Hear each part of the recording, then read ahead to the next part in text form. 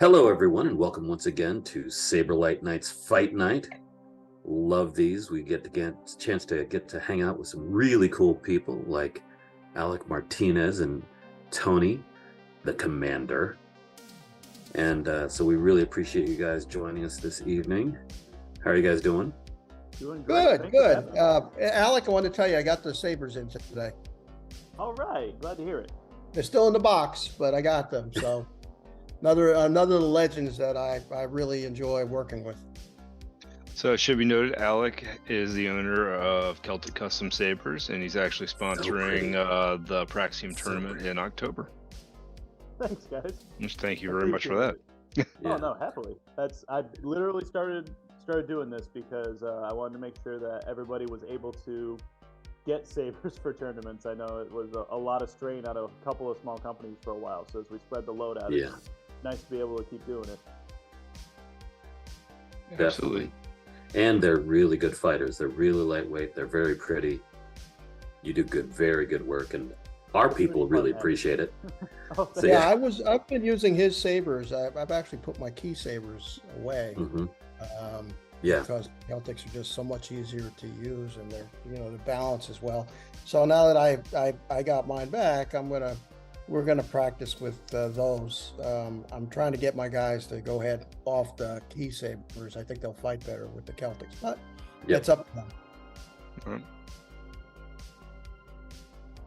Well, tonight we've got our annual tournament. This is just the Saberlight Night tournament, so we do this in-house every year. We do a standard division, although this will be under continuous rules, and then we do it in exotics in March, so this is the standard. Yeah. The continuous format, you guys have done it a little bit with TSL and all the rest of this, but for us, it's basically just, as you clash, you feel a hit, you back off a step or two, come back at it for a full minute and a half. We have a couple judges with clickers scoring as they see. Simul's don't count. Headshots are 3, torso is 2, arms, legs 1, and basically it's just we sort of go at it and try to keep the afterblows to a minimum as much as we can.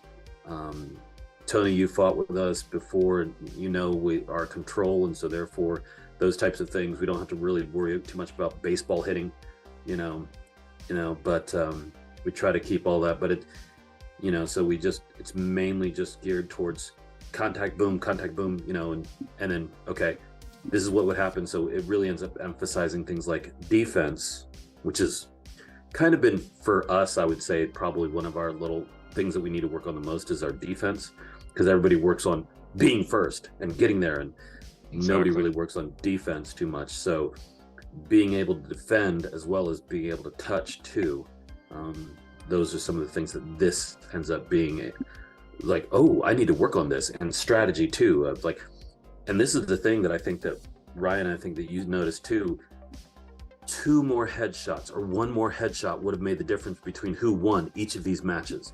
Oh, yeah. Every single one of them, almost, they were so close.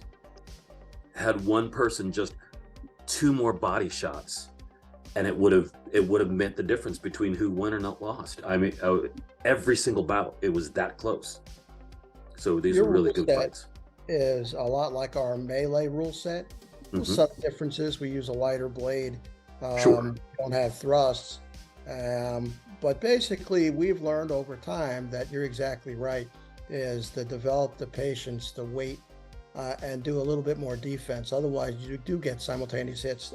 One other important difference is we do allow simultaneous hits to be scored for both fighters. So, but we've been doing this now for almost 2 years. Now, what's the difference between this rule set and what TSL is doing? So TSL, there's a lot more director involvement in that they're calling break, they're controlling the match a lot more, whereas our director basically starts it, stops it, and just protects people from getting hit. Calibration, or if they're continuing to fight, even though that we both know that they've made contact and they're not breaking, then we'll break it up. But really, it's on the onus of the fighter and your honor of like, oh, I know I got hit, we back off, bang, go back at it. And the Unity rule set right now, which Alec can comment on as well as I can is kind of evolving as it goes. So it used to be, you'd go and you get your hit, somebody could do an after blow back and that would negate the hit, and then the third hit could come in and you could still get a point on that, and that's evolving out of that. Whereas ours never had it. Our simultaneous is just basically are out. After blows do not count in ours, so that's a little bit different. But Personally, like I I said, think Unity's still evolving. I personally think that your rule set, the TSL rule set, are kind of the wave of the future as far as being able to be watched by an audience, and that's why we took this on board. It's prettier to watch for one thing, but it does definitely require more strategy. So I'm glad to see that you guys went in their direction and are definitely charging ahead with it. Yeah, continuous rule sets are a lot of fun. I just participated in a HEMA tournament this past weekend where we did continuous longsword. Yeah, it was exhausting. I couldn't lift my arms on the last round. It was exciting, it's what we kind of determined in it is it works extremely well in the really friendly environments where you have a lot of honor calls. The few fights that I felt in any tournament that goes continuous that get out of hand is when people are more focused on scoring than they are on the safety of the person across from them. And I feel like that's true in almost any combat sport. The more separated out we get from the friendship of it, the less fun it is to watch. I think that happened in MMA even. We saw a huge shift as they started to try to push it towards more of the WWE smack talk beforehand, and the fights actually got less fun to watch too. Yeah, it's pretty brutal. We walked away. We've kind of now the referee calls a break, calls the points, however they are, and then as soon as he calls the points, the fighters resume without having to be told. So it's not quite continuous, but it's near. I'm going to call it near continuous. But we found that works best for us. But we're a school, so we've been experimenting for this for a long time. But we think that is the optimum for what we've been doing. And we still have our first touch rule set too that we fight often. Right. Just because I think that those skills need to be taught as well. Exactly. But I think that the balance of that is both of them have specific things that you're trying to do, specific strategies that you're trying to go for. Hand shots and everything else, dude, you need to learn to protect your daggone hands. Your arm and all the rest of this is very, very valuable. You want to be able to hold your sword, so you need to be able to recognize that that's a hit there when it's coming at you, as well as the fact that that's going to be the very first thing that's hit. So the first draw, first blood, those are really good too. Now that we have this sort of continuous rule set, I think we're generally just sort of generically calling it Praxium for our Praxium Wars. So we're calling it Praxium rule set, but it still has to be named. But we're doing that because that's building in these different attributes. So I think that's the thing, is we're trying to build in a number of different attributes to make everyone a more well-rounded fighter. And I think that that's the important thing. Well, that's why I like your school. Your school, the school in Puerto Rico, my school, and there's a couple others are teaching multiple rule sets. So we certainly teach point scoring like TSL does. We used to in the past do light speed as well, but my 14-year-olds have a hard time with light speed. And then of course we have our own system. But if you're a school and you want to get people ready for the real world, you have to teach what's out there. So my hat's off to you for doing that. And both rule sets that you're using teach different things, and it just makes your fighters more well-rounded, your students. Yeah, exactly. Definitely. You see a lot of carryover between those two things too. Like, so me and Ryan had a really good match at this past Combat Con tournament against each other, and the continuous fighting rule set really trains you to be safe on your entry and on your way out. You can't afford anything like that, but the initial point obviously really trains that initial power. And Ryan really encapsulates both of those, where if I gave him an opening, he was going to get there first, and I wasn't, even if I was able to make a deflection, my riposte was almost guaranteed not to land, because he also really got that understanding of I also need to be safe on the way out, because what if it doesn't work? And it really shows in his fighting that, if you practice both, you will be better in the other one too. Absolutely. It's just fun to watch what's going out in the community. There's a group of us that are going to be on Khyber Rattle on the 17th. So it's myself. I think Charlie's going to be there. I think Kang's going to be there. Faisal, Chad from TPLA, and and SMAF, Alan from SMAF. Nice. And we're going to hit all these issues, the types of combat. I think we're all kind of going in the right place. And then, frankly, I like what we schools are doing. I think we're right at the forefront of all that. Yeah. I just got to say, though, Alec, every single time that Ryan crosses blades with you, he always comes back and goes, oh, yeah, I had a really good fight. Oh, man, I had to work for this one. He really put me through my paces. So don't sell yourself short. Oh, if he's won every one of them, he can't sell himself short. Yeah, exactly. I'm getting closer each time, exactly. but I ain't got there yet. Alec, you're a Try not to humble lead man. with that. That sounds awful, though. Like, if you lead with that, it just sounds terrible. Because, like, Ryan is, like, every single time, like, oh, shit, I got to fight Ryan again. Sorry for the language. Yeah, but it's so much fun. You guys, that's why I hate fighting Ryan, because he always beats me. But I love fighting him. Exactly. It's the same thing. Chico is the same way. Push every time. Yeah.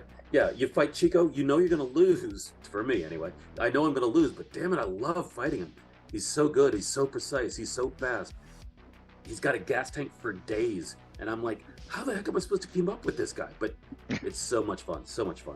And we've got a kid who's 6'4". He's really athletic and fast, and he's coming with us. So Sam is like 16 or 17. So think of a tall Chico, and that's what you have. So I'm looking forward. Now, the other guys on my team, 2 of them are my height. So, I'm trying to teach them. Well, you had the one guy make up for all the rest of the height. Well, that's what on average, you're winning. and the other fellow, he's 6'1", 6'2", and so we'll see how we do. But I have a lot of hope for Sam walking away with a trophy or doing something. I'm not fighting. I get a chance to do it, but we're training. We shut off our video feeds every Friday, so you guys can't see how we're training. I like it. No, I love that. By the way, you are fighting. You and me, we're going to go. We're going to cross blades, Tony. Just so you know. Yeah, I would love to. You want to? It's not for the tournament. This is just you and me hitting blades. You want to fight sits? It's got your rule set, and then it's got Chad's rule set in it. You want to fight that? I'm up for anything. And then I'll fight under TSL rules. Yeah. Well, guys, let's get into the video here. Let's go. All right.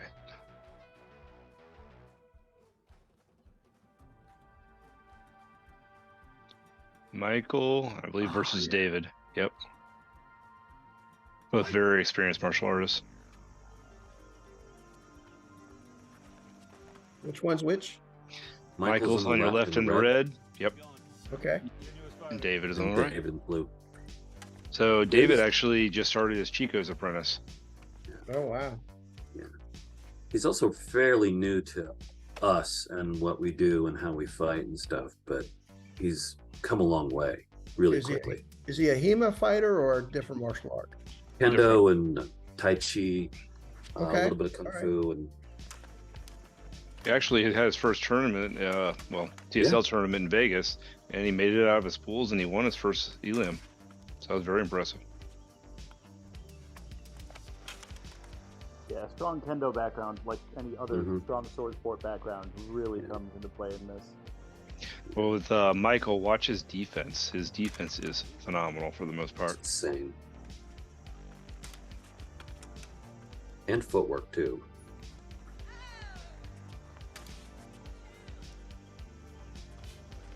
Are we on time, Brooks?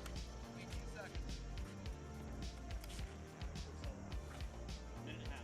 seconds. What I like is Michael's cutting the angle on a lot of these. He lets David make the first move, reads it, and reacts into it. Yeah, he is.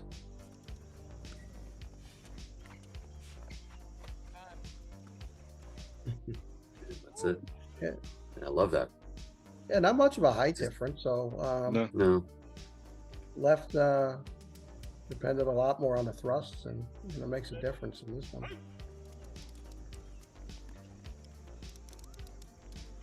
So how many rounds do the fighters fight? So it's Best 2 out of 3. all right. Okay. And they're giving the scores, I guess, in between. Correct.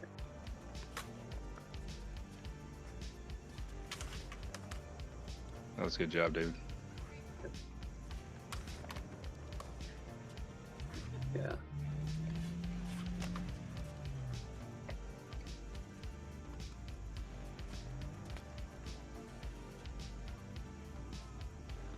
Oof.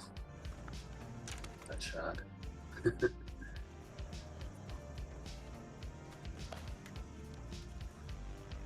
Yeah, sadly, our normal dojo was booked that day, so we had to go out to the Penn Park courts, Penn Park.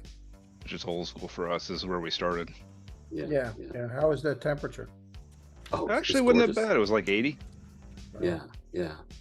It was in the morning, earlier in the morning, so 80 That's not degrees in the bad. morning. And We start off at 85 down here now. yeah. And the sun hadn't gotten too high in the sky to burn us yet, but I did come away looking like a weathered old sea captain, so. I think we'll be getting some swimming weather down here in Florida over the next couple days. Yeah. I saw that hurricane coming up. Yeah. It's been hot. I have a swimming pool. It's 92 degrees in the swimming pool. So you have a bath, is what you. Yeah, it's not refreshing at all. Sounds perfect to me. I hate I cold. know. I'm digging it. We get seasons for bugs, so right now it's flying ant season. So Mhm. I went out today, and the pool's filled with flying ants. So this is an interesting format. They're kind of still sort of going back to their basic TSL skills, reaching out, trying to touch hands and things like that. So I think they'll move past that. So they're not trying for the bigger scores, the torsos and the heads yet. So that's what I'm going to be looking for as we go through the night. Well, Right. it's I also remember you guys really mentioned that difficult. early. Oh Yeah, yeah, sure. It's absolutely really. I gotta try to get past that reach and get into there. It's scary to have to make sure that I'm completely and totally safe before I can try to get inside, and especially with Michael, who's got such great defense, and David is really good at that sort of just popping it right in there. So it's fun. And frankly, our weapons don't make it the easiest thing in the world either, because they don't bind or bite, and we don't have quillins that can capture as easily. Right. So like a lot of Right. techniques I would normally do in like rapier or broadsword or longsword, I can't. It's just like it doesn't have the capture I need to do the stuff safely. Exactly. Yeah. Let's see who we got next. The ladies. I think it is Christy versus Liz. Oh, yeah. Here's another one where, honestly, one, maybe two headshots or a couple torso shots would have made all the difference in the world. Since I don't know them on site, which one's Christy? Christy is on the left, Okay. Yeah. and Liz is on the right. Now, So- Christy just took second at Vegas this year in the women's division, and Liz is newer, but she's come on very strong. She's a beast. She'll do really well. Oh yeah, you're gonna hear that name a bit. Like I'm watching Christy. Last time I saw her last year, she ran out of steam early, but now last few fights I've been watching her, she's improved her cardio. Oh yeah. And her movement. Yeah, And absolutely. Yeah. We'll say Such Liz a is showing pleasure. some really good opposition with her attacks, so it's really forcing Christy to work differently. I like it. Mm-hmm. Yeah, Liz is Courtney's apprentice, Mm-hmm. so she's learning from the man himself. Yeah.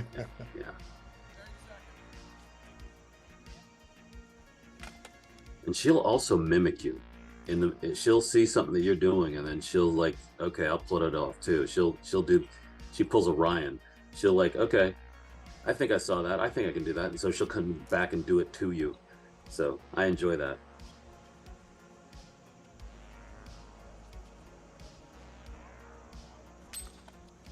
Shows some really quick and intelligent fight Mhm. mentality that I love seeing. I noticed Liz doesn't doesn't use one hand very often, and I guess it's because Not normal. I guess the saber's fairly heavy. I'm not sure which one she was using there. It might be a Slayer. Mm-hmm. I think she was using Courtney's Mm. Slayer. That's a good slip underneath there. Yeah. Mm.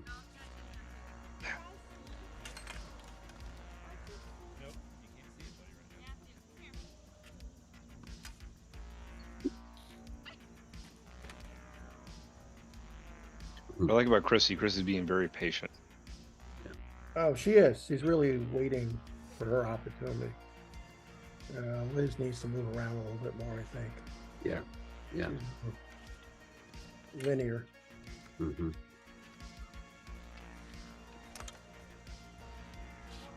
Liz is just exploring now. She's beginning to explore cutting these angles and things. So it's because this is still all sort of new to her. She's just beginning to feel, oh, I can move this way and come at you. I can move this way. So it's you're seeing a lot of that new exploration for her.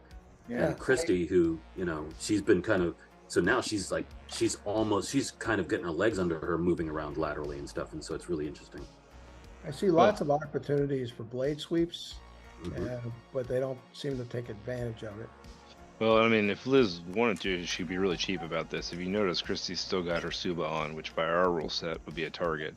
So she could just be tapping that thing every time, but she's not going for the easy shot. That's a good point. Liz got a lot of control there. I'm not sure what the term for it is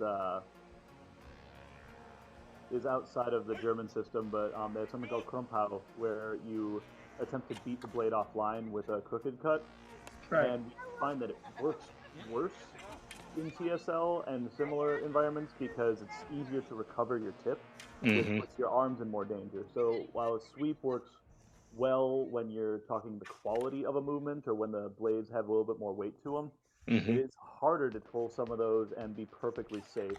I know in a lot of these where the touch is all you need. Yeah. It ends up being about blade manipulation, making sure that your fort is against either the foible more, and you can control and make sure that you're still safe while you're beginning to move in on them. Absolutely. Bobby from Tennessee uses a lot of beats and sweeps, I noticed. Saber Strong, I think he's one. Yes. Yeah.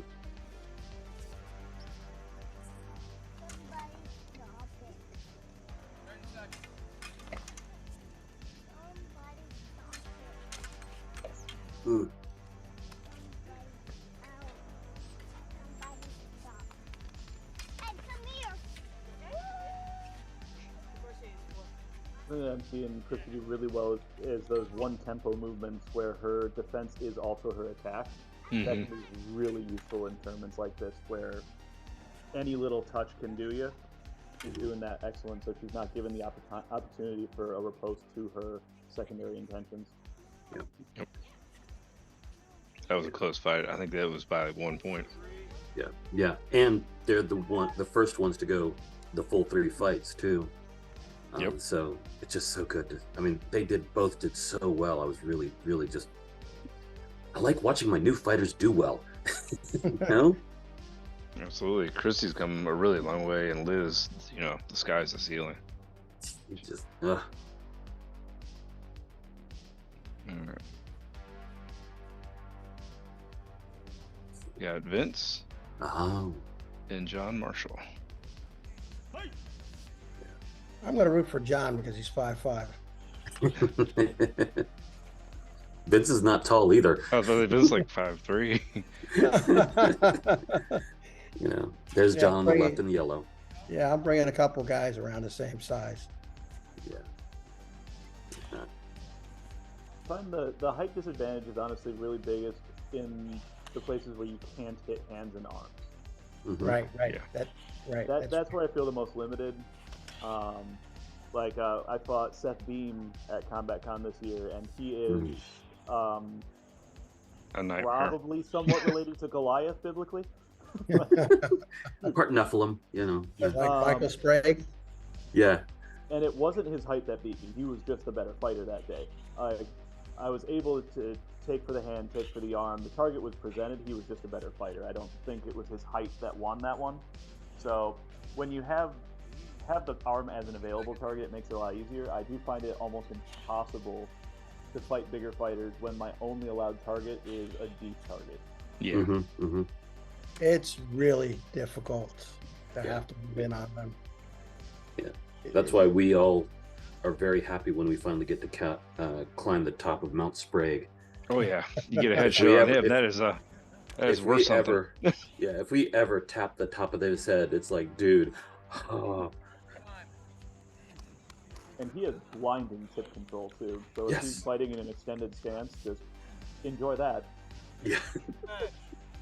You're just coming in for a punch. That's it. You're just getting hit in the head. Michael and Yeah. Chico. Yeah.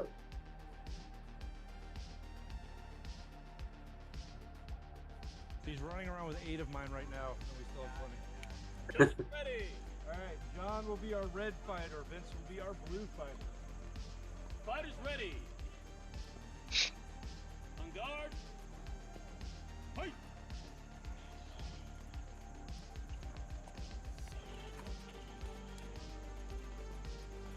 Continuous fighting.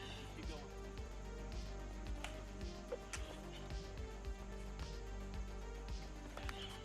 Vince is very shifty. Yeah, yeah. And John hasn't had a chance to really get to know this continuous format. No, this might have been his first time doing it. I think, yeah. I'd like to see John kind of tuck his head back a little bit, though. That looks Yeah. like a pretty big target. Yeah. Just keep fighting. There you go.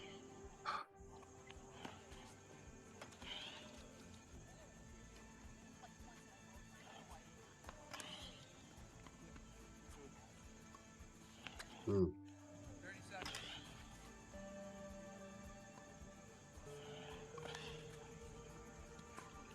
Vince.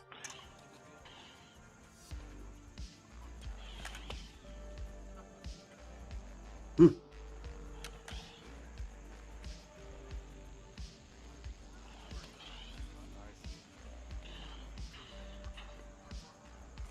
For those of you watching, I'm very sorry that we're silent. We're just really enjoying watching the blade. Yeah, no, walk. this is thank you for saying that. I'm really enjoying it. They're moving, Yeah, Yeah, thinking. I mean, you can almost see their yeah, exactly. tactics over what will work, what won't work. Yeah, It's a really enjoyable fight. yeah. Who takes that one? The commentary is, "Oh my gosh, that's so cool." Yeah. Yeah, it was an extremely good fight. I really enjoy the ability Vince has to just lead with the blade first. Like his blade is always ahead of him before the feet start moving, and it makes it so much harder to predict him. Yeah. He's got really quick feet, too. Moves laterally. I mean, everything there was really, really nice. John, I saw some very good precision out of, and that kind of thing. Like I said, he was leading with his head. I watched Vince, get like 3 headshots in a row there. These guys kind of adjust that stance a little bit because he's giving him a bit too much there, but he's doing well, kinda maybe. Leaning head forward. Yeah. Yeah. But he's still growing. Oh, yeah. As a fighter, and you're seeing him develop so much. So it's really, again, these are the things. As I watch these guys fight each time, I'm seeing the different things that they're doing so much better than when they first start. And it's like, and we're all sort of clack, clack, clack, clack, clack. It's like, now it's like, oh, I see, you're waiting for this, you're baiting me in, you're trying to do something. Okay. And you can see the gears turning, and I'm like, oh, I love that. And so you could see some of that with John. He was looking for his opening, he was waiting for the right thing. Maybe he misjudged a couple times, and it was like, oh, but he was really working those things. So you can see him putting them together, and I really like that jigsaw puzzle is coming in together, for him. So it's really nice to see. Was. So Vince moves on from that one. Oh, Brooks. Brooks and Cole. So Cole is very yeah. new. I think he's, 6 months in? Not even, yeah, probably about 6 months. Yeah, Young Brooks guy. Yeah. Brooks has been there for a while. He's on the right. Brooks is always all over my posts. Yeah, he loves you. He's a great guy. Yeah, he is. Since Chico's graduated, Brooks is my new apprentice.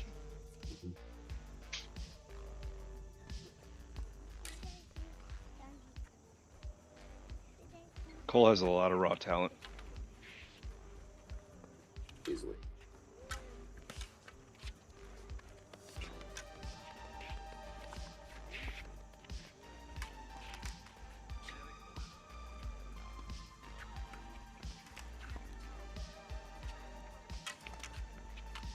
Going up against an old school fencer like Brooks.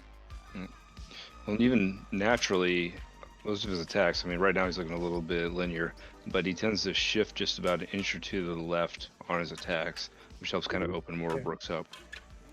Was he foil or epee fencer? Brooks was, I don't know what type of fencing he did. I think it was Italian rapier, actually. And then he said some German longsword, but he does more rapier work. Alec might be able to comment on that better. Yeah, I was gonna say I would believe maybe Gigante. He's got a more upright stance than like Fabrice and Capoferro, but definitely that more extended forward arm, that really nice step into it, and he's taking advantage of the fact that it's appears to be fighting righty on lefty here. And he's forcing him into that outside line where it's always gonna kind of force the other fighter to have to come over the top when he's already in that thrust. Yeah, that's a good analysis. And Brooks is a lefty, but he'll switch hands on you, and he'll do really nicely, even with his right hand. Yeah. So,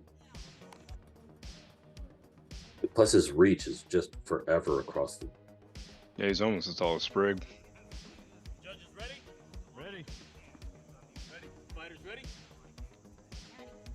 On guard. Fight. Looks like he puts him more two-handed. No, back to one. Well, you pressure him and then he goes back to one-handed. Whereas, it's the same for me too. You pressure me and I end up going to one hand, even though I'm trying to defend with two, and I'm trying to do a thing. Suddenly, it's like a little bit of pressure. And I'm like, no, I got to fence again. One of my coaches called it the rule of primacy. No matter what you've been training recently, whatever you trained first, you're going to automatically shift back to unless you can make that conscious choice. Yep. Yeah.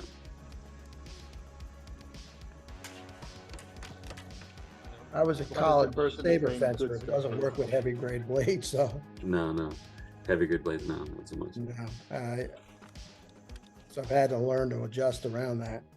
Yeah. Except when we're fighting light speed. I mean, that's when it's fun. Yeah, so the style that Brooks is doing on fencing is, those were like 2-pound rapiers. So that's probably why that style translates smoothly for him, as opposed to like an FA, which is in the grams. Right. When you have a weapon in pounds versus a weapon in grams, you get used to different types of movements. Not necessarily better or worse, but definitely different types of fencing. Yeah. We've introduced step A's into Aiken Saber just to work on the footwork. And it's kind of fun to hear the clash of metal weapons every now and then. Yeah. I miss that.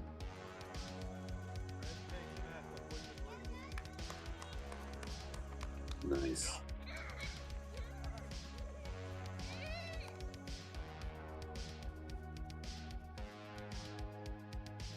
So yeah, that was. I actually, if you'd asked me before that fight on who was going to win it, I actually would have bet on Brooks. Yeah. But Cole came in and did really, really well. Yeah. Yeah, he really took advantage of any of the low shots, going for that near target at the hand. That was smart. Yeah.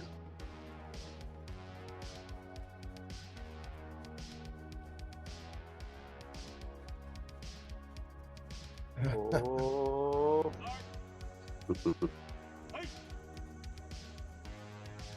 Again, The whole watch. fight talking about that armor though. Yeah. Watch Michael's defense, because even against Ryan, he's got such a strong D.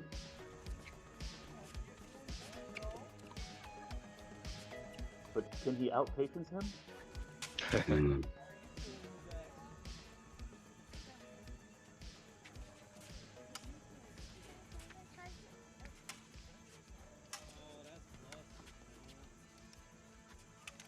Really good playing on the outside of measure for both of you in this. Like, you guys know exactly where you need to stop so that you're not in danger of the other person's blade.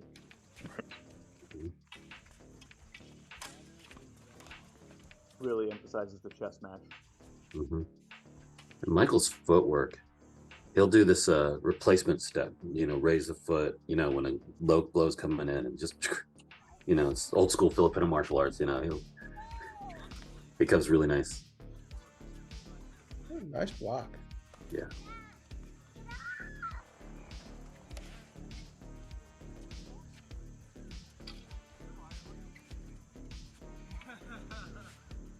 Love how calm this footwork is. Like, it's still a fast-paced fight. You guys are clearly still working hard, but at no point do you look like you're not in perfect control of exactly where you want both yourself and your blade to be. It looks really well controlled. Sorry, I just watched Jenna grab Matthew in the background and run off with him. Mad Matt. Yeah.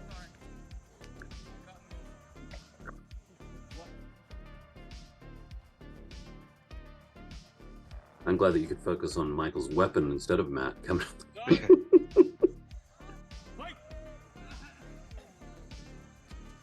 Gotta be a life skill as a parent, just being able to not to kid. Actually, I tried to push forward a little bit more just so I know I wouldn't actually swing back and hit him.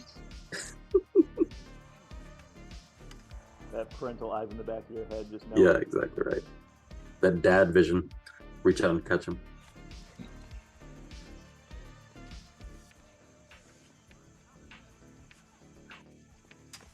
You're scoring to his chest, Mhm. or close to his chest, every single time. I love that casual disengage too, Ryan, where you hit it, you knew you got it, so you just turned your back for a second because you knew you were also out of range. That looked nice. You call that the Blankenship. Yep, that was mine. I know it. Chico will do that too. Chico will do that too. It's like, okay. And just, you know.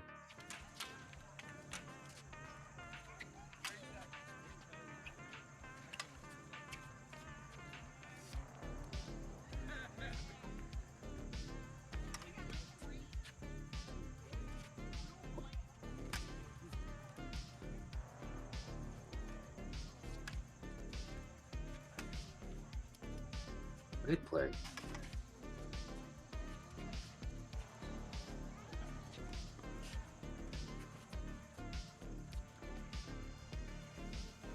Nice boy to the blade, making sure that it didn't get captured by that move.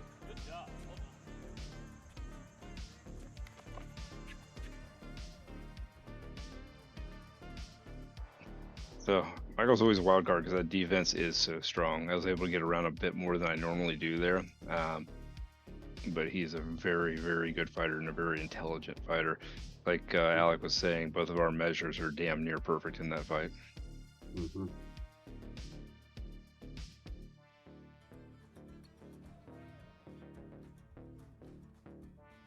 There he is, big boy. Of the devil Yeah. and shall appear.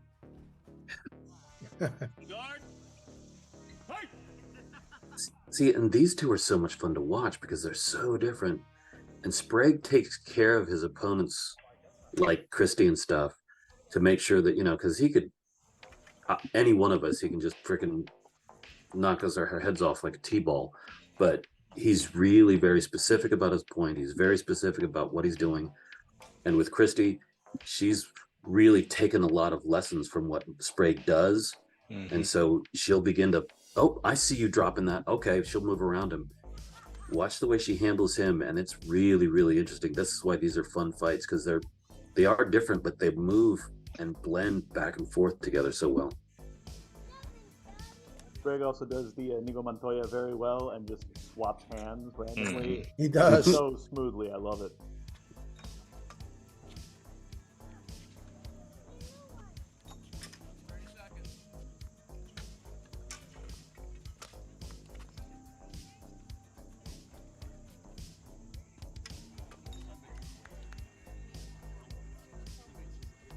Sprague's control is really amazing to watch.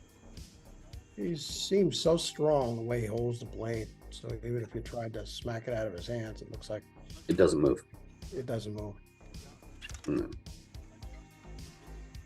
Also I'm not knows sure his which- hits. Oh, go ahead.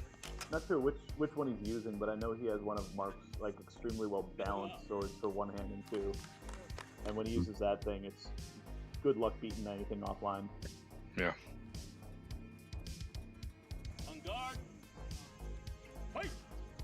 It's funny, when he started, he was a bruiser. Like, Yeah. But now, I mean, in these hits, he's so precise. His control is so good. I mean, it's fun to watch. I've been in the sport since 2018, and I've just been watching how the sport has moved to more control and more rules for safety. I think that's been an amazing thing. I think we lost a lot of people early in early years because they get hit hard and they don't come back. Right. I'm not going to come back if you guys whack the crap out of me. I got to go to work tomorrow with these hands, so I need them. But yeah, so that was one of the things early on with Ryan and my brother and myself and a couple of others of us. It's like, these are lightsabers, and so therefore I don't need to, these aren't HEMA weapons. I just need to touch you. And once you learn that this is really tag with glow sticks, then it changes your game. And that's, I think, one of the things specific to Sprague too was, oh, I don't have to clear the weapon. I just have to move to touch you. That's what I need to do. And when he began to do that, there was a couple different times when it's like, it was like magic. It's just great to watching some of the early TSL championships, and not everybody, of course, and to watch, I mean, some of those guys are brutal. Yeah. And I saw a couple kendo style guys just whack the hell out of somebody with a heavy grade blade. I mean, it's just, you know, that kills the sport. For schools, we're trying to get younger people involved in this, and they won't, you know, their moms won't let them in if they see the brutality of it. Yeah, well, you come home with all these bruises on you. I mean, you know, I don't like it, and I'm an old guy. But the little kids, it's like, what did you do to my kid? I've got armor for that, just saying. Yeah. Yeah. Well, you do, and the problem is for the schools that let teenagers in, it's a lack of funds. Sure, absolutely. So that's the key. That's why I'm so glad we're working with that company in Ukraine. A bunch of my students have already bought equipment from there. I will say, in the defense of a lot of the kendo guys, like I fight Jiwoo a whole lot, and everybody's always afraid about his power because he has a lot of tip speed. I've never felt one of his hits because at the moment it touches me, it pulls back. But because of that, it has the same effect of a stick on a snare drum. If you lay the stick down, you actually smother your crack. You don't make a good sound. He's making it obvious he hit me, but at no point have I ever felt in danger when I'm fighting him, even though everybody gets worried about me. And like, I've had reps ask, is he hitting too hard? I'm like, no, if you hadn't told me he touched me, I wouldn't have felt it. I just would have heard.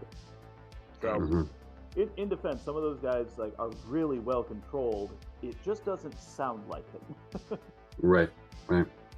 Well, I think, you know, the better trained they are, they're hitting armor and they know where they're hitting. There's a fella in Georgia, name not to be said, and supposedly he's a 3rd-degree black belt in Kenjutsu. He's not invited to any tournaments or any schools up here. He has no control, and he damn near put a student in the hospital at a meet in Columbia, South Carolina. So he's banned from ever coming to my school. Yeah. It's definitely happened in pretty much any martial art. We see it. I'd say the hardest I've gotten hit is by an Olympic saberist. You wouldn't think, because that's another sport where only a touch is needed. But they're also just used to the momentum being very different. Didn't have the pullback, and that's probably the biggest bruise I've gotten from TSL. That wasn't from like the exotics category of pikes don't bend. So if you take a thrust from a pike, that just you'll feel it tomorrow, no matter how good your flash run is.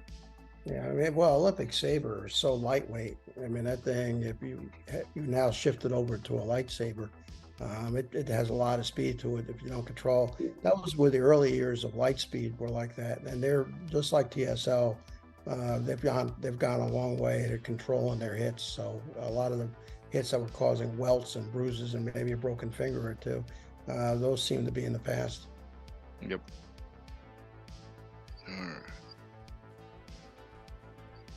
Let's see. Kiko. Yeah. Cool. Chico versus Cole.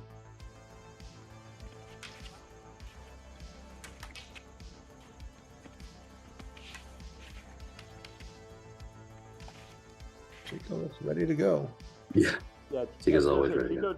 Chico took a really good strategy for this particular style of combat in regards to his placement in the ring. You'll notice he strode right to center and forces his opponent to come to him.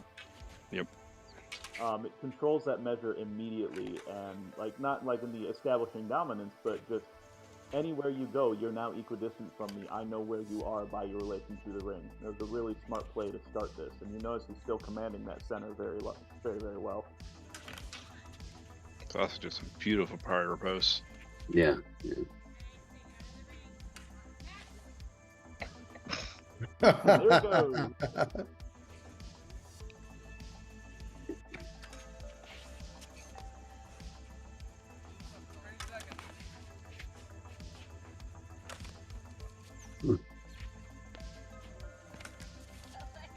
Nicole needs to get his blade down a little bit. Yeah. Yeah, by attacking from that part back, he's really given Chico the benefit of knowing where All the that blade time. has to come from. Yep. Yeah. You're Yeah. exactly right. There it is. This comes down and down they go. Roll his ankle on that. He actually ripped out of the side of his shoe. Okay, that's not Yeah. useful at all. Yeah. No. He actually ended up being okay, but he did sit out the rest of the tournament just to be safe, which Yeah. I think was really the right Absolutely, Thing to that's do. a smart call. Yeah. I've done it myself before. Just if your body does something weird, no sport's worth it, especially when we're not getting paid. Oh, Mhm. Absolutely. Exactly. Yeah. Yeah. But we'll see more of him soon. You will, and in many a tournament to come. Oh yeah.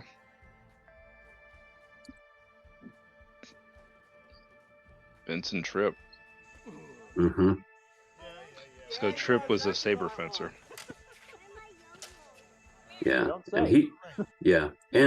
and he will leave a bruise on you because he's very fast, and so the speed from that fencing is There what it carries is. over. But Yeah. I could see him using that Molinet with his parry and then coming around, and that momentum Mhm. that you gather in it is, if you don't Yeah. pull it back, that goes right through. Well, and everything's just so smooth because he's done every one of these strikes so many times that it's just like he knows he'll get the power and it's like instant bam, snap, snap. yeah. And again, his distance and precise distance, he knows exactly where you're going to be. Out of bounds. Vincent pushed him out of bounds. I'd be worried about him hitting my hockey gloves or my lacrosse gloves. Yeah. That thing moves pretty quick. Yeah, I recently switched over to the high guards that Purple Heart's selling, and been liking that a lot better for finger protection. Mhm.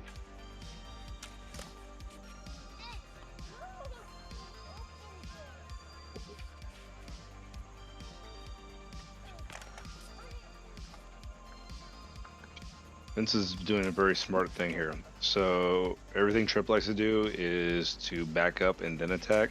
So Vince has literally pinned him in the corner, which is exactly what he should do. Yeah. Which is why he's practically pushed him out. He did several times there. Yeah. And he also specifically where the sun was, he pushed Tripp so that he was looking at Vince from the other side of the sun. So he had the sun blinding him. Environment management can be half the battle in certain games. Oh yeah. Vince is not a dumb fighter. Yeah, I love Not him. at all. He's clever and quick, and he's always one of my most fun fights, fighting Vince. Oh, yeah. Watch the after blows. No after blows.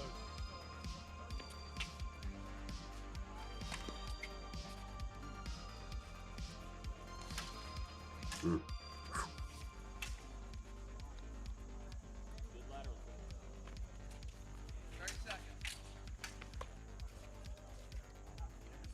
I'd say one of the biggest things you got to watch when fighting a saber fencer is you can't take a second tempo for your riposte. Mm-hmm. Um, Yeah. Because he is already got that next attack on the way. If you parried the first one, the next one will be there at the same time or before your secondary tempo. You pretty much have to make it a parrying riposte at the same time. I literally can't see you. It's a defensive attack, yeah.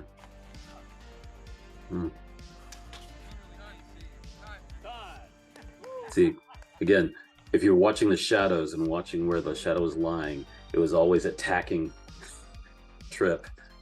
Even the shadows were attacking Trip. So yeah. Vince did a great job of controlling the ground on that entire fight. It didn't work out, but it was definitely the right plan. Yeah, I'd like to see Trip go up against Sprague. Oh yeah. Or the thruster against the saber fender. Funny you should ask that. Mhm. What were you gonna say, Alec? No, I was just say I think if Vince were to throw in some like Meisterhaus where he attempts to attack in his defense, I think that might have worked out a little bit better. But that parry, and then as he would reach, Trip was already jumping back out and waiting for him to overextend so he could jump back in and take something. Absolutely.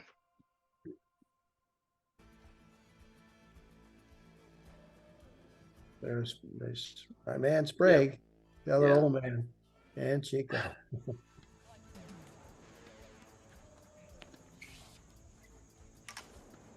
Sprague and I had a little bit of a disagreement over the movie Flash. I saw that.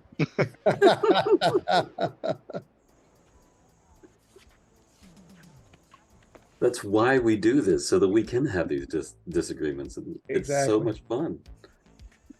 A real gentleman. Yeah, yeah. And he's scary as crap with that mask on and that armor. Oh my gosh. There's the funny part about like knowing each other in the armor though, is any intimidation factor. Yeah. Like if anybody is intimidated by my armor, which I don't think they would be, if they just know who the goofball underneath it is, I think that's just gonna wash away. And, Right. True, true. But if you don't know him, he is one scary looking dude. That's fair. Which is why it's nice that I know Mike. So it's like, okay, no, this is just gonna be a fun time. I'll get stabbed. a Yeah, lot. yeah. Yeah. I'm glad you guys let me watch this because I get to watch him a lot, and I can now tell Sam, give him some pointers for fighting Sprague. Mm-hmm. Of course, it may not Sprague. help. Sprague will bring his game too, so but yeah. Oh yeah. He's yeah. fought little fast big guys too. Mm-hmm. We're bringing the team because it's going to be a great memory meeting that all you guys, Easily, Alec and the rest of easily. that. Yeah, I'm I excited. keep telling them about the folks down up in Virginia and in TSL, and it's going to be an amazing memory for them. Yeah. Tell Sprague and Chica to quit kissing, because gee whiz. It's like they like each other and stuff. I mean, they're fighting and it's like, dude, they seriously, they both respect each other so much. Matches like that are always a lot more fun though. Like Mm-hmm. Exactly. especially when we remember that we are booping each other with glow sticks here. Mm-hmm. You can enjoy the fun and the game of it. Yep. That was nice. So Alec, you'll appreciate this though, but this is patient Chico. Like we've been Yeah. working on that to calm it down a little bit, pick your shots, and he's doing it, which is It's going. awesome to see, but also very, very scary. No, he's always been a smart fighter, Mm-hmm. Mm-hmm. and him getting smarter is, yeah, terrifying is a good word for it. Yeah. Mm. Pulling a lot of the Volta, and it's one of my favorite moves, and I'm so glad it's working for him.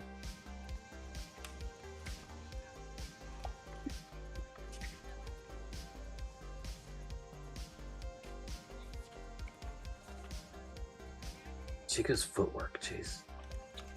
I'm actually more impressed. He's reading what Sprague's doing before he's even doing it, and he's beating it to Yeah, him. yeah. Yeah, he's really doing a good job on distance and movement.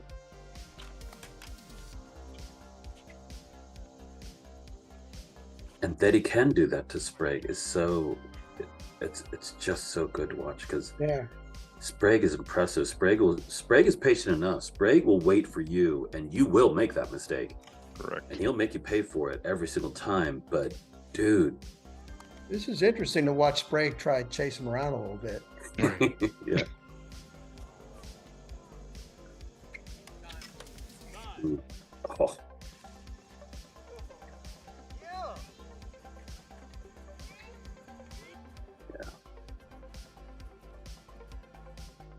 I mean, that was just fun to watch. Both of them. It's really impressive. I don't really have anything else to say on that. Anybody else? No, watching smart fighters is it's one of my favorite things. Mm-hmm.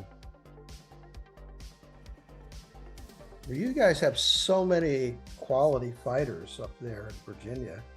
It's no wonder that Courtney was the charter rep of the year. Yeah. A heck of a stable. That's why I'm constantly getting my butt kicked.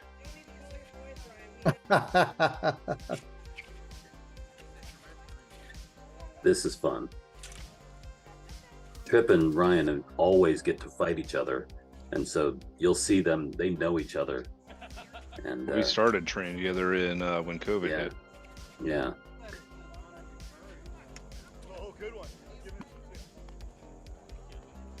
See, That's the other Trip's half giving of honor it too, call. though, is those honor calls get almost jovial when it's your friends. Oh yeah. That's exactly it. That's what. Oh yeah, that was a good one. It's a lot more fun when it's just like, you got me. That was great. Yep, exactly. Chico, get out the way. That's funny because I mean, the joke around the laughing dragon is that when Roland's laughing, it's because somebody just hit me. Because somebody did just something that really excited me because I wasn't expecting that, and so you'll hear my laughter just peeling off the walls because it's so funny. It's like, yes, oh, that was so good. Do that again. Roland, you're a humble guy. No, just I really like again, and I think I've said this on the last thing, the last one of these tournament things is I really have fun with this back and forth. I'm not a tournament guy. I'm not a competition guy. I'm a get to know you. And the best way I know to get to know you is by crossing blades with you. What are you doing? I can see your sense of humor. I can see what are the things that you don't like. If I'm pressing you, how are you reacting to that? Do you push back or do you move to one side or the other? I can get to know you a little bit better and I can get to know your personality better. That's what I enjoy, is getting to know you and learning how you speak, what language you talk. That's the way that I get to be more fluent. And then when I fight somebody else, I get to pick up that same sort of grammar that I learned by fighting with you. I can now speak that with somebody else's fight and see what they do and how they react to it. And so that's why for me, I just enjoy it so much. I think that's the outstanding qualities of a great teacher. I wish we were down in South Carolina. Well, we would have fun with the stage combat stuff, let me tell you. Well, I'm getting ready to put out it's about an hour-long video, a complete choreography course that we've done the last couple of days. So it's not professional quality, but it covers everything we do. And I'm not doing any of the teaching. It's a couple teens and one 21-year-old doing all the teaching. Nice.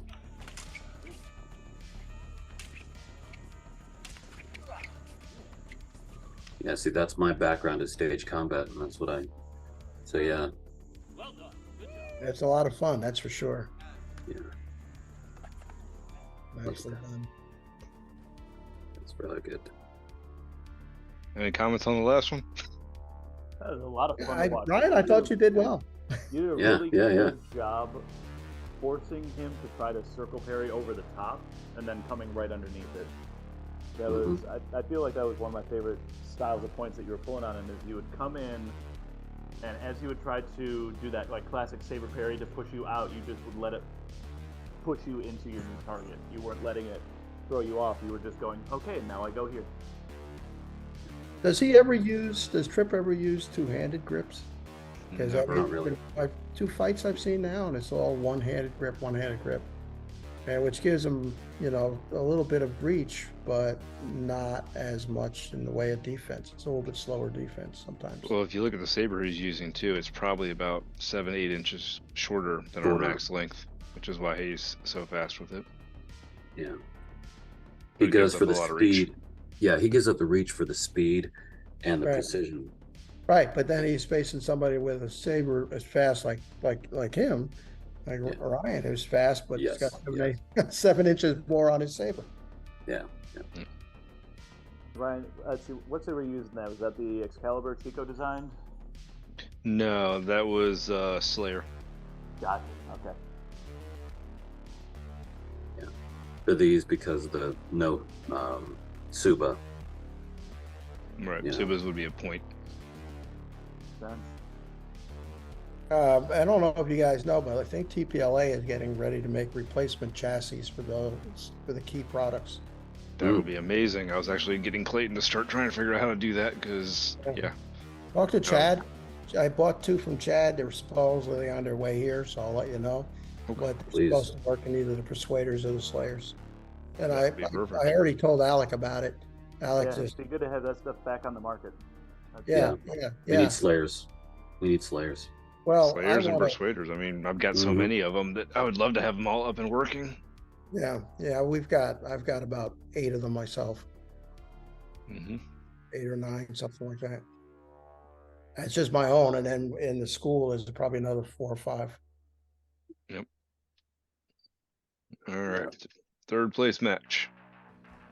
Sprague trip. Yep. All Oh, right. you get your wish.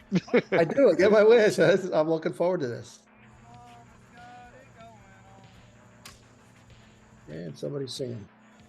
So, Brooks. Chico. Oh yeah, it was Chico. I see what you mean about the blade.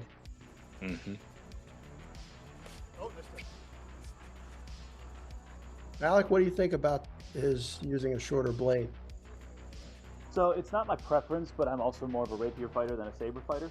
So I am definitely more thrust with the point first, deal with the defense later than I am try to optimize speed. But that's more preference than anything else. He obviously makes it work extremely well. So I'm not saying it doesn't work. It's just not how I personally fight. Yeah, as a former saber fighter, I don't know that I would go this route. He's not the only person I've seen be successful with it. So I definitely, I don't think Nate- anybody who enjoys doing it should ever rule it out, especially because, again, Yeah. they're glow sticks and it's about having fun. Well, he's Nate out he's of, making it look good though. I mean, his strikes dead on. He does make it look good. Right? Well, Nate out of Ohio at Columbus did the same thing. Shorter blade. And he was quite highly ranked at one point, I think. Oh, yeah. And then Nathan Pumphrey down here in Florida is very similar. Nathan Pumphrey was an excellent fighter. Very much so. Well, I think this gives me an idea for training this week. I am going to equip a lightsaber. They tied. There's your answer. Yeah. First match. I mean, completely and totally a tie. It's It's the first time that ever happened.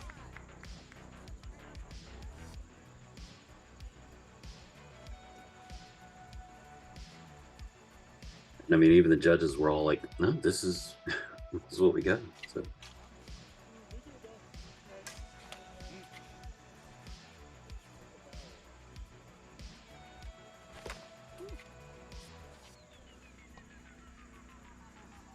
I think for the longer blade fighter here, your biggest thing is if you don't have a well-balanced saber that lets you get beat offline, you're going to have to find ways to avoid the beats Mm-hmm. and stay in the middle like you just did there. Yeah. Because then your blade will get there first. Because all you have to do is hold it out and they have to run into it to get to your arm. Especially when you're 10 feet tall. mhm. Yeah. See, Sprague is so strong and long in the arm that way. It's really hard to beat that saber offline. Tripp is strong enough himself; he can do it, but it takes some work. Oh,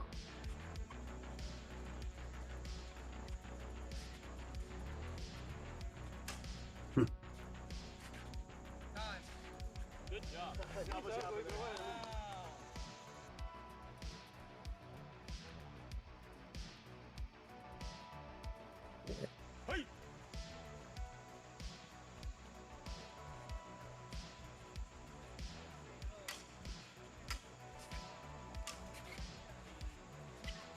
I see Tripp kind of pushing Mike into the corner all the time.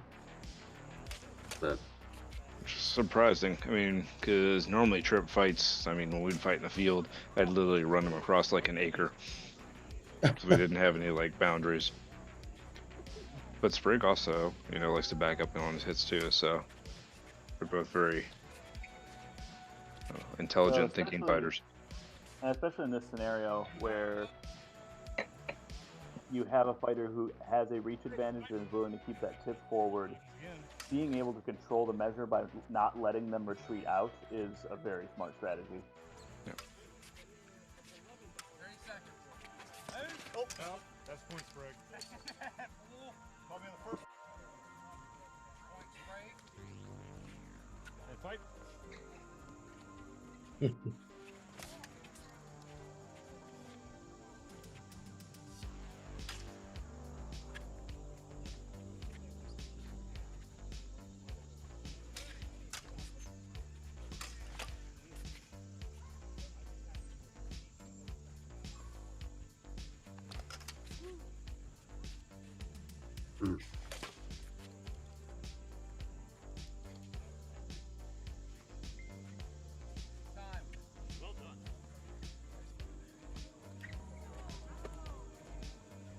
yeah, a minute and a half is a long time.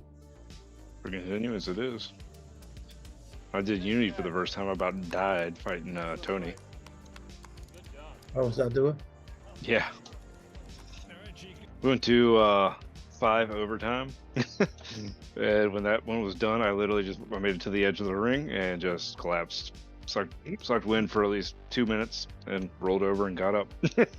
Somebody said, maybe it was somebody here maybe said that he uses oxygen on the side, Yeah.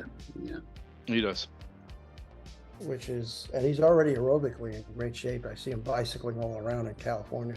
Mm-hmm.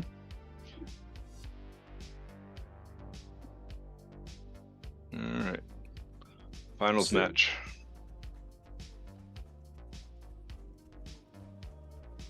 By the way, was the Sprig and Trip all everything that you wanted? Yeah, it was. I wish I could have seen it at a little faster speed, I guess is what I'm saying. But they, yes, the answer is it's two different contrasting styles. I was really enjoying the fight. Mm-hmm. I'd like to see them fight a few more times. Actually, I like this fight too. So, I mean, these are my two favorite fights. Yeah. You guys have fought a lot. What would you say are you the better fighter, or is it?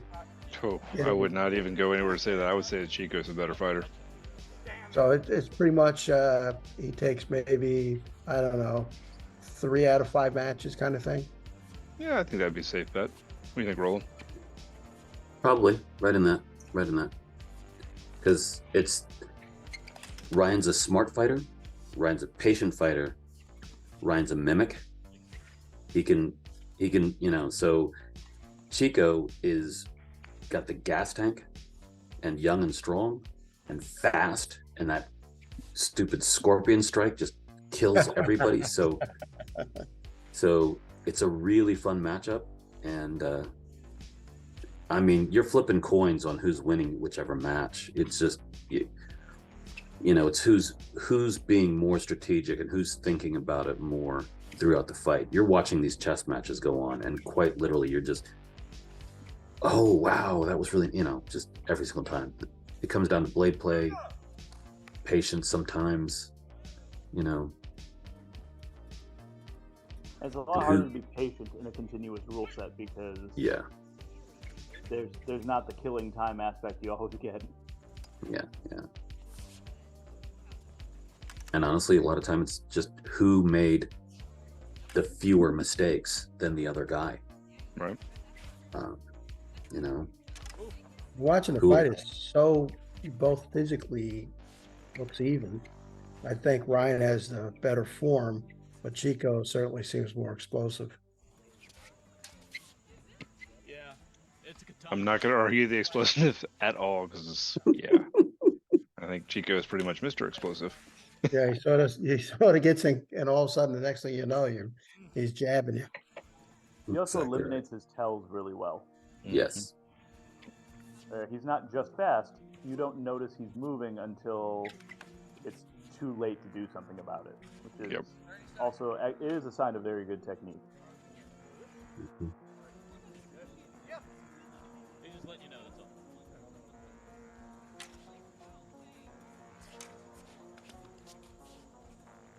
Which is why when Ryan trained Chico, he trained that into him. That's pretty. You regret that at all yet? No, not at all. The way I look at it, I'm winning either way. The more he wins, the better I feel. There you It go. does hurt a little Right bit way when to he's do it. beating me, I won't lie, but it's okay. I'm getting used to it. It was a good match. And Look there you at go.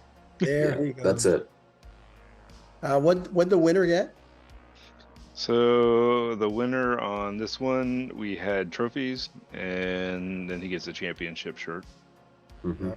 All right. You guys, So, yeah. you guys do things a little bit differently than we do, but boy, what a great school you have up there. I just, much respect for you guys. Yeah, I'm so looking forward to coming up to seeing you all. Looking forward to seeing y'all. Also, I mean, I wanted to see the Sam guy now. You got me intrigued. Well, I have to work with him. He's still a little on the raw side, but I think We he fight is. Raw? We We fight all Raw? New Yeah, people to yeah. fight, man. I had a young kid. He's like 15, and he was slated to fight him in one of our matches. I think it was a phone match.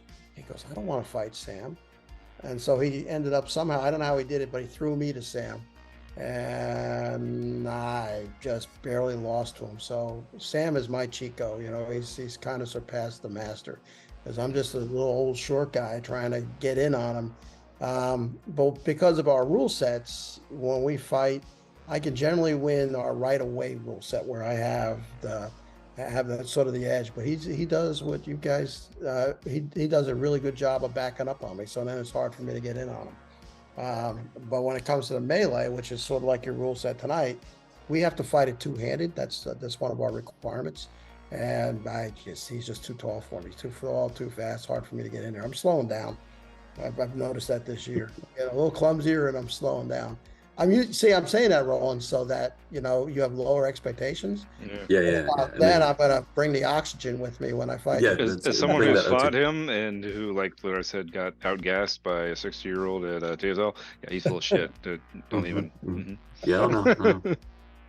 This is gonna be fun. Yeah, Listen, it was yeah. a real pleasure, Alec. It's Yeah. always a pleasure seeing you. Yeah, definitely. Good to see you. definitely. And thank you for taking Well. care of my school. Absolutely. And you came along at just the right time when Key went under. I didn't know what the hell we were gonna do. It was unfortunate to see. He was a big staple in the community for a long time. Yeah, I've sent him messages. Chad sent him messages. He won't answer anybody back. And he has 3 of my sabers. So I unfortunately don't know too much about what happened behind the scenes, so I don't really speculate much. But all I can say is it's unfortunate to lose people like that because yeah, it was just a bad divorce. It was a bad divorce with kids involved. It's, same thing. So I mean, I get it. He had to do what he had to do. that's the rough thing to go Unfortunately, through. yeah, we all just wish him well and go for it. But yeah, I'm looking forward to being with you guys. And I think somebody in TSL who has one of the soft warrior things. They're building a TSL I version. believe Clint Darby. Yeah, Clinton. Mm. And I've been privy to a little bit of his communication. So that's going to be a beautiful piece of armor. And, we're just trying to get us an armor that belongs to our sport. I don't care, I don't care. I don't want, HEMA's stuff is good and hockey stuff is good, but just an armor set that's ours just brings in a little bit more professionalism. So you'll see a different set, and hopefully Anybody Clint knows will a have his. guy who What's that? does if anybody knows a guy who can do like HDPE really well and vacuum form, just Yeah. make HDPE Mandalorian kits. We're Mhm. done. That's all Yeah, we need. that'd be easy. Yeah. Yeah. Well, I Like, think we already know the material holds up. It would look amazing. You're already supposed to customize it. yeah. I think that would be the yeah, we set. We need just need something. somebody who can do that. Al, you should, if you got ideas for yourself, you should contact those guys. Ilias is willing to work with anybody over here. So if you've got ideas, Yeah, if they have the gear to make hard shell for that, that would be the big thing. That's where I lean. they make hard shell armor Yeah, now. Yeah, if they do vacuum form hard shell stuff, that would actually probably Yeah, all we need is just them to sculpt the original sizes, and that would probably work real well for a lot of people. I don't have the technical ability to talk to them about it, but I'd be happy to introduce you and you can ask them. Yeah, sure. Because they That do, would be like I really said, cool they if you do had hard it. stuff. They do almost any kind of armor, and Ilias comes from an armored combat background. So he's pretty comfortable. He knows a lot of the folks down here in South Carolina, Palmetto Knights guys in Columbia. So, I mean, and it looks like that shop can do pretty much anything that needs to be done. So if you've got some ideas, just let me know and I'll set up an introduction. Yeah, that'd be cool to see. There's a lot Okay. of easy stuff that they'd be able to do that would both look really Star Warsy appropriate, and I think that would satisfy a lot of the want in the community to feel a little bit more like Mando. Alright. Yeah, it would. We, Clint's gonna get everybody his. I'm some form of their dying to life. see what his looks like. We all want to be some version of Pedro Pascal. Yes. Yes, yeah. And who doesn't want to be a Mandalorian, right? Right. More I just so. want Pedro Pascal's hair. That's all. Oh my gosh, or Oh, accent. I gave up on here a number of years ago. So, all right, guys. Well, you guys have a pleasant evening. Thanks again for the invitation. Yeah, Thank you. thanks so much, guys. Appreciate you guys. Seriously. Thank you very much for coming out. Anytime.